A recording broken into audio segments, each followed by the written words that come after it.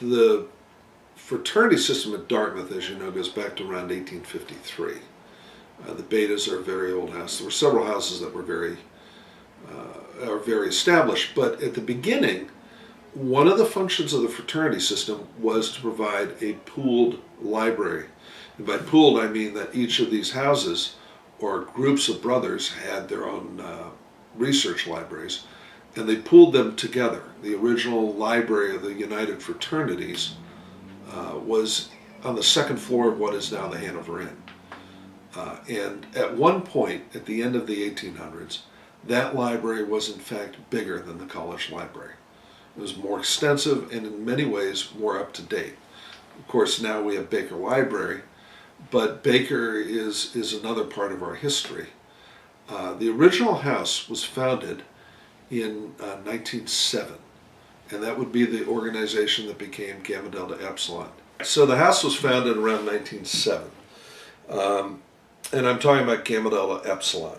And I have my notes in front of me here. You're going to have to beg my pardon, but I wrote this history after doing a lot of research a long time ago, and the original minutes of the Gamma Delta Epsilons are now in the Ronner Library at Dartmouth. They were DO 28, I believe, which was a box put there by Lime Arms in the 1960s, and they're all handwritten notes.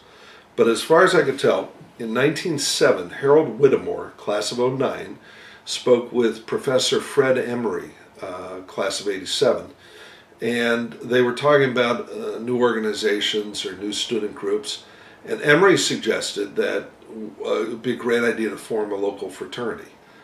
And Whittemore thought it was a good idea too. He talked to a bunch of people he knew, including a grad student who was Walter Fletcher, class of 00, who later became dubbed the oldest living Gamma Delta.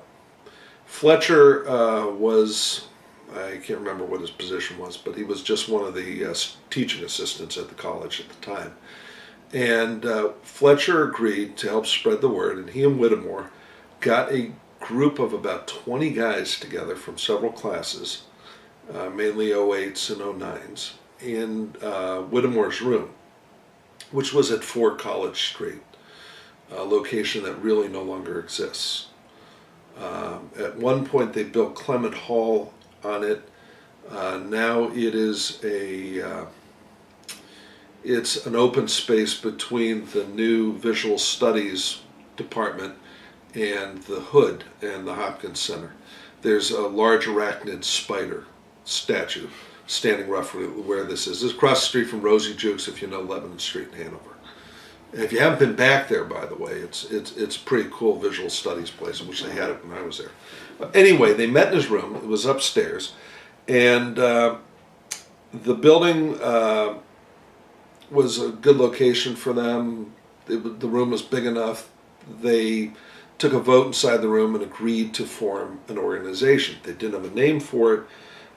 Ralph Clement, who was the class of 1909, suggested the name Gamma Delta Epsilon, and everybody agreed that would be real cool. We'd be a new Greek fraternity, and everything would be fine.